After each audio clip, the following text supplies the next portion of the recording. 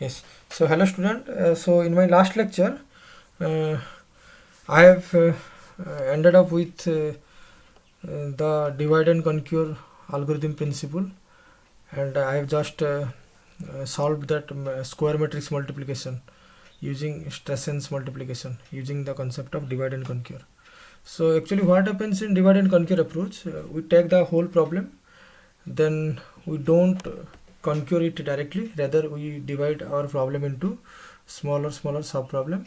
Okay, so we just keep on dividing our problem into sub problems till the size of the sub problem is fundamental or minimum.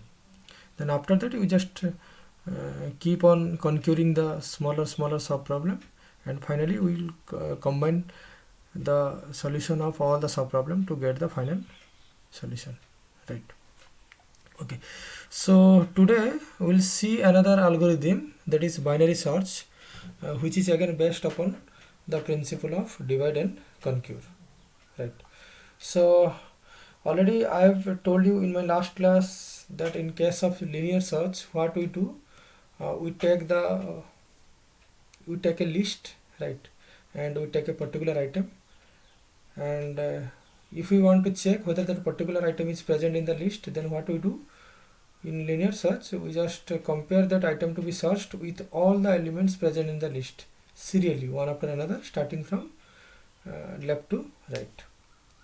Okay, so the main problem is that if the list size is extremely high, for example, if the list is containing around 1 lakh number of elements, and suppose the item we want to search is present at the last index, then we will require 1 lakh number of comparison for the searching operation to be completed.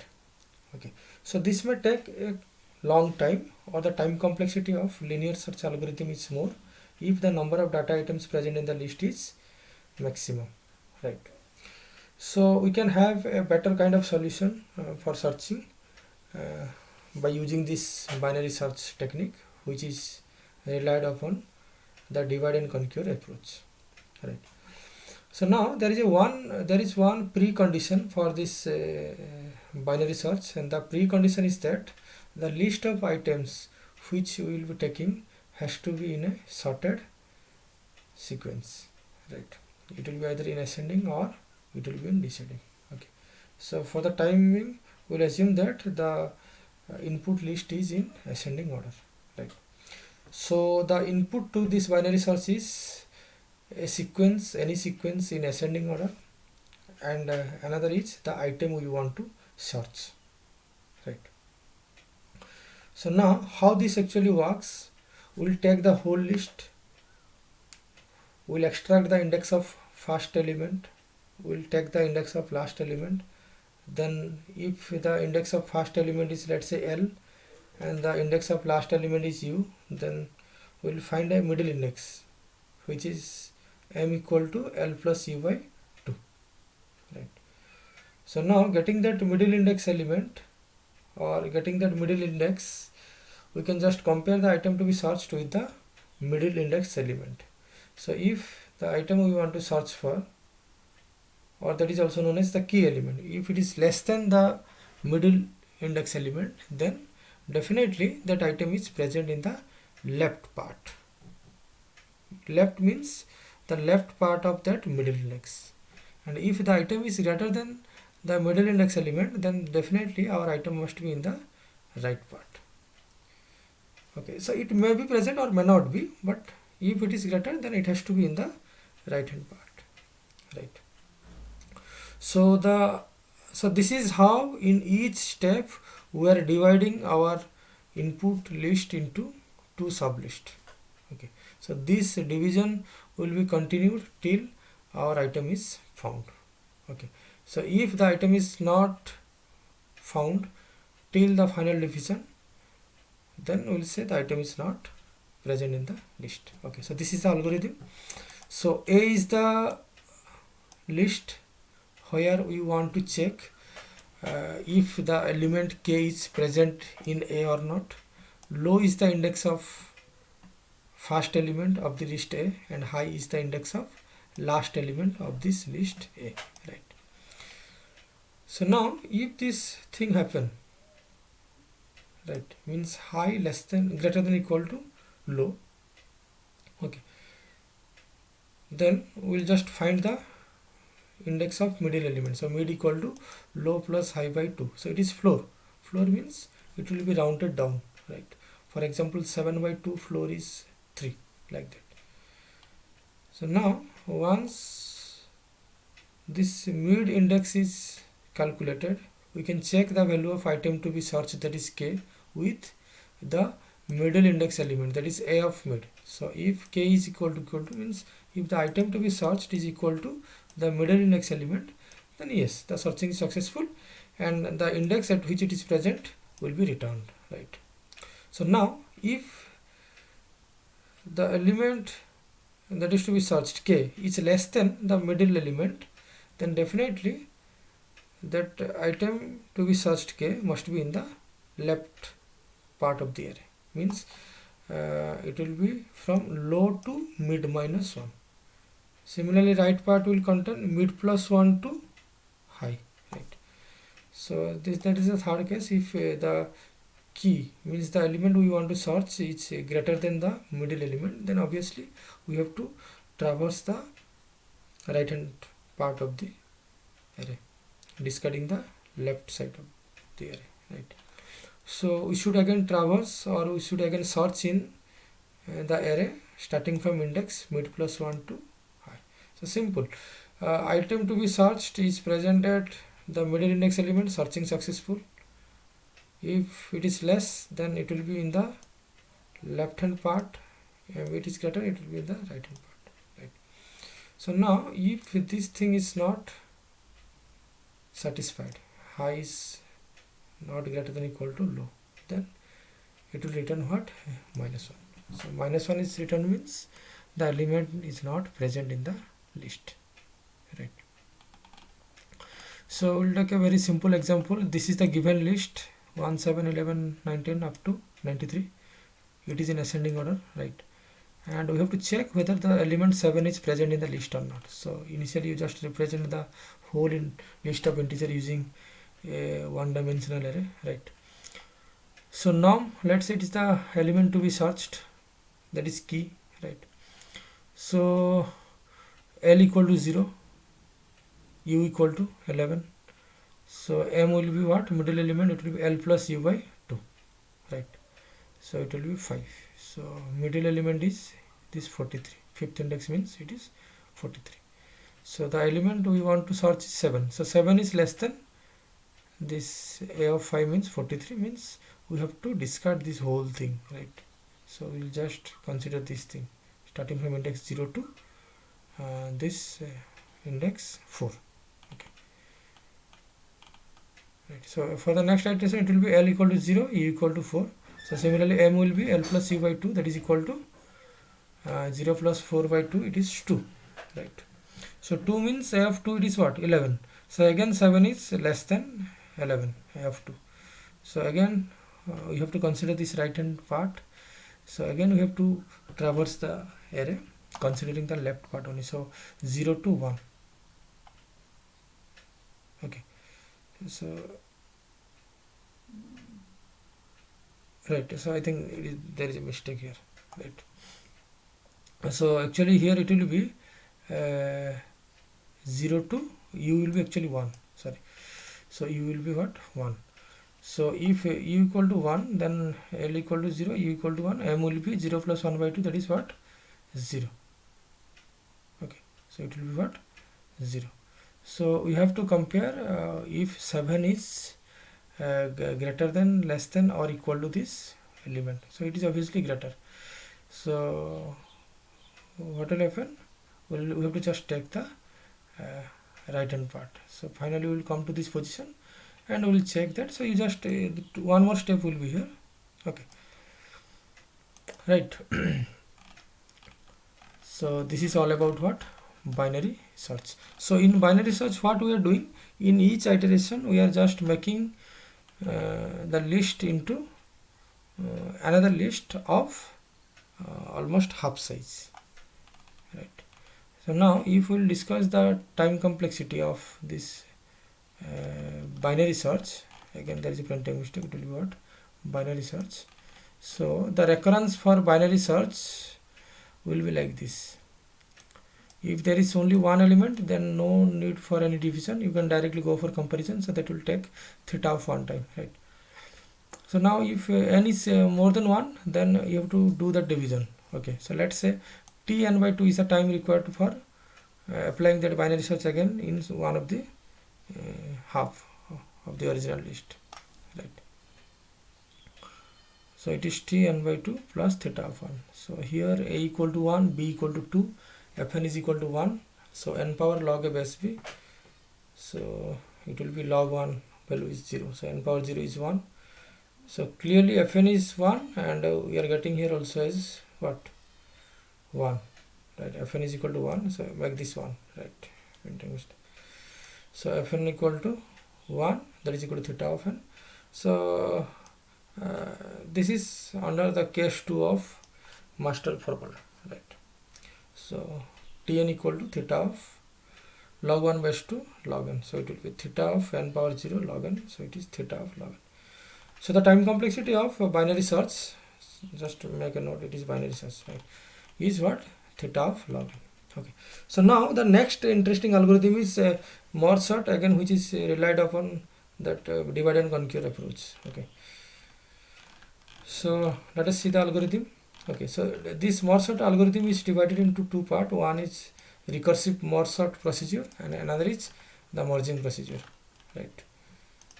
So in merge sort, what we'll do, we'll just find the middle index, right? So about that middle index, we'll make 2 equal half. Okay.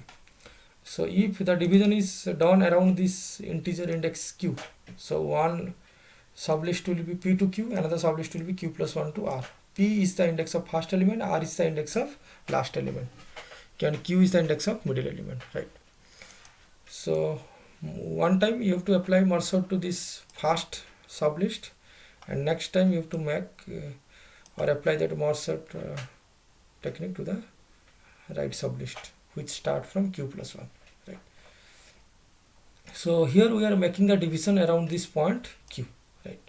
So after applying that, finally, so this whole thing will be done recursively till the fundamental size problem is achieved.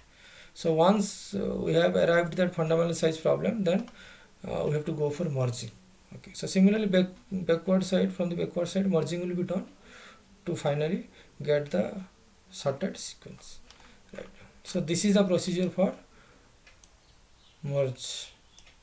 Okay, right. So you just go, already in the class I have told you this algorithm. Again, once more, you just go through this algorithm, but let me take an example. Right, so let's say this is the sequence, and we have to sort this sequence using merge sort technique, right? So this list is having 7 elements, so divide this list into 2 sublist. So this sublist will contain 4 elements, like this. Again 4 element, 2 sublist, 38, 27, 43, 3. Here again 2 sublist. Okay, 9, 8, 10. So 2 elements are there, so 2 sublist. Okay, so now the fundamental size problem is achieved, means there is only one element in each sublist, so no more further division is possible, right? So now the division part is over. So now we have to go for what? Sorting and merging. So we'll take again this 38, 27, sort and merge. So it will be 27. After merging, it will be 38. Similarly, it will be 314. So sorting and merging, 9, 82. It will be 10. Again, you merge these two parts. So it will be 3, 27, 38, 43. This side it will be 9, 10, 82. Right. So similarly for this case, as well. Right. So this is how we are doing this merge sort. So now let us take, let us calculate the time complexity of this merge sort algorithm, right? Okay. So now each division will take a constant time. So we can say the division takes time theta of 1, right? And when we are conquering the whole problem through that recursive call, right? So in recursive call we are just making two equal halves, right, of size almost half. Okay, so one recursive call will take time tn by 2, another will take time tn by 2.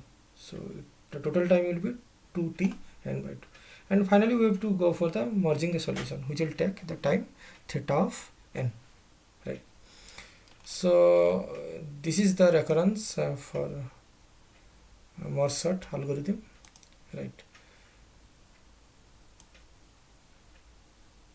Okay, so 2tn by 2 plus theta of n, take master formula, a will be 2, b will be 2, and fn is n. So n power log a base b is n. So fn equal to n equal to theta n. So applying case 2 of master formula, it will be n power log a base b and log n. So it will be theta n power 1 log n, or it is theta of n log n. So the time complexity of merge sort is n log n, right? So now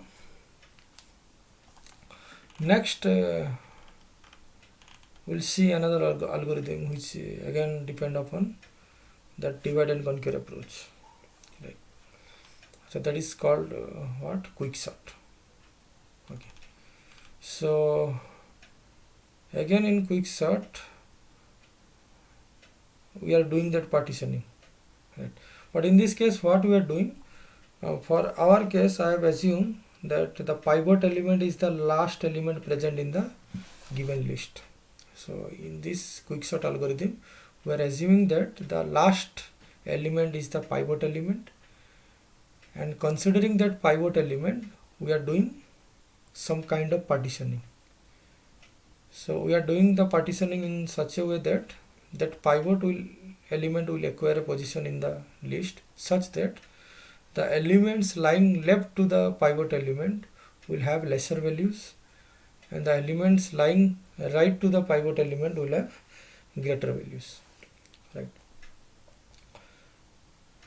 Okay, so once we are getting the position of that pivot element, means that is the final place of the pivot element, so it will divide the whole list into two sublists. Okay, so in the right sublist all the elements will be greater than pivot, and in the left sublist all the elements will be less than the pivot. So we'll take again two subarrays, the left subarray and the right subarray. Again we'll have to choose the pivot of first subarray and second subarray separately.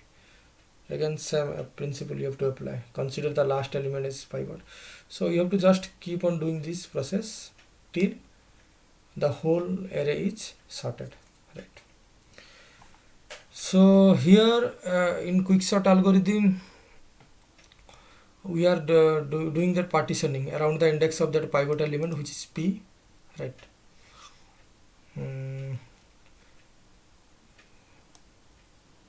Right, okay. So after partitioning we will be getting two sublists, right? So it will be p, p is the index of first element and r is the index of last element. So if q is the index of pivot, right? Yes, so one more time I am telling, p is the index of first element, r is the index of last element, right?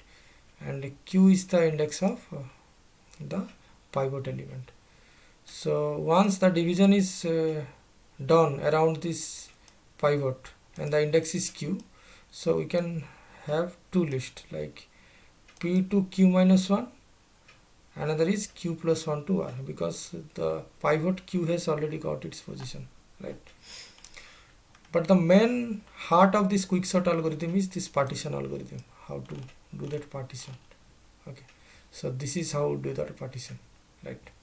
So let me, already covered in my class, so let me take this example. We have to sort the sequence using this quicksort algorithm, right? So take the last element as what, pivot element, then you just compare this first element with the pivot. It is less or more. If it is less, then you just jump the value of I and j, right? So initially I value was -1 and j value was what, 0. So now I will be 0 and j will be 1. So now next element is 8. So 8 greater than 4, no,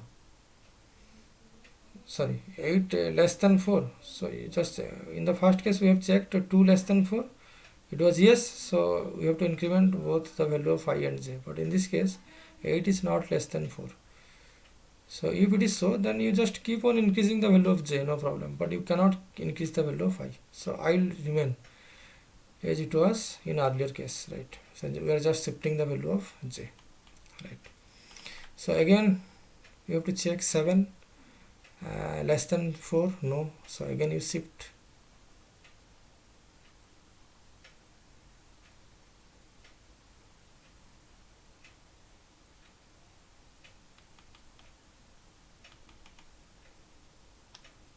Okay, so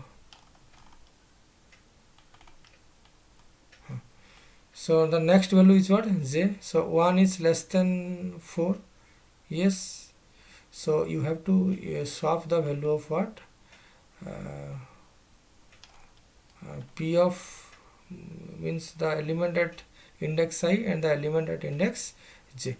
So it will be what, 1 and 8 will be interchanged, right? So next j value will be incremented or jump to this position here.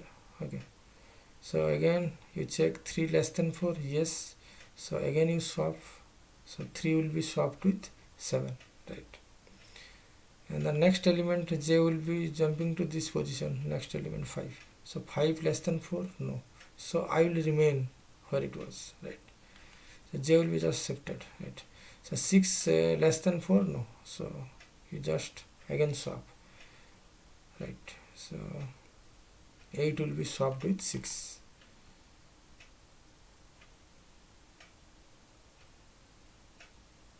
right?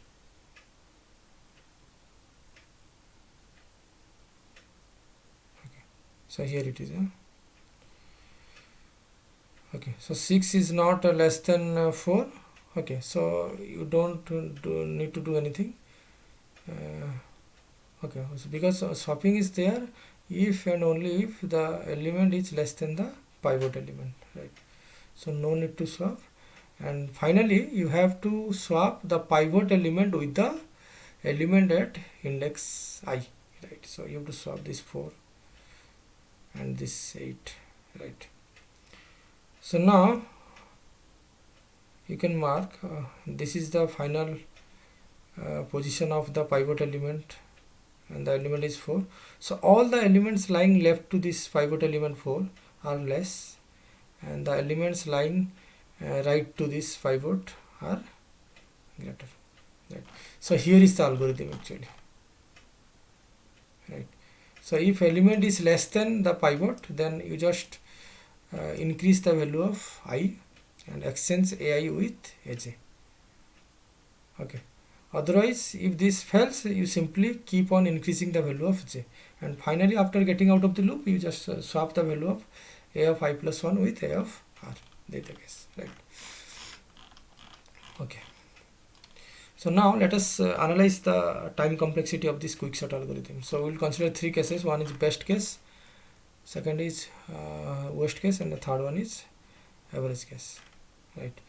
So the worst case partitioning occur if we are dividing the array in such a way that the left side or one side is containing 0 element and another side is containing element n minus 1, because in quicksort algorithm in each iteration the pivot will be getting its position.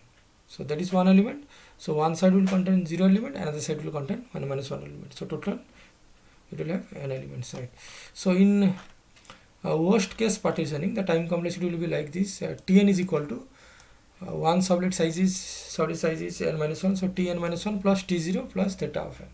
Okay, so we can solve the whole thing using that iteration method of solving recurrence. Okay, already discussed. So will be getting Tn is equal to what? Theta of n square, right? So the worst case running time of quicksort algorithm is theta of n square, right? So now in best case running time, the assumption will be like that, in each partitioning, the pivot is going to divide the whole array into two equal sub-arrays. Okay, so means one part will have n by 2 element, another part will have n by 2 elements. So the recurrence may be like this, Tn is equal to 2Tn by 2 and theta n. Okay, so this is the time required for merging, right? So it is Tn is equal to 2Tn by 2 plus Cn, and let us apply that master formula. So n power log of Sp, and so it is taking the time n log n, right? So the best case running time of quicksort algorithm is n log n, right? Now the third case we'll see that average case, right? So in average case, the partitioning will not be totally equal, or will not be totally one-sided. Okay, so let us assume the partition to be like that. It produces a partition in the ratio 9:1. So 9:1 means, so one side will be 9 by 10, other side will be 1 by 10. So we can have the recurrence like this, Tn is equal to T 9n by 10 plus T n by 10, right? So this is the recurrence, right? So how to solve this? We can apply that recursion tree method. Okay, so it will be n, and one side it will be n by 10, another side will be 9 by 10n. So you have to just keep on expanding recursively till our problem size is 1. So now you can easily verify in each label the cost is Cn, right? Or simply you can say n or Cn. So Cn, the total cost will be Kcn. Okay, right? Total cost is Kcn, and let's say after kth iteration this 1 occurs. So we can say 9 by 10 power k, n is equal to 1, so k equal to log n base 10 by 9, and we can say somehow it is close to this log n value, right? So total time is kn or Kcn, so it will be, k value is log n, so it will be n log n, right? So the the average case time complexity of quicksort algorithm is n log n, right?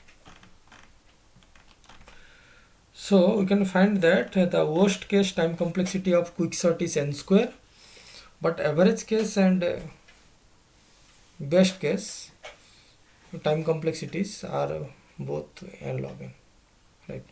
So this is all about divide and conquer strategies. So in my next lecture I shall be coming with a new kind of programming strategies, which is known as dynamic programming. So in that dynamic programming we shall go through problems like matrix chain multiplication, longest common subsequence, all this. Okay, so today I will end up here. Okay, thank you.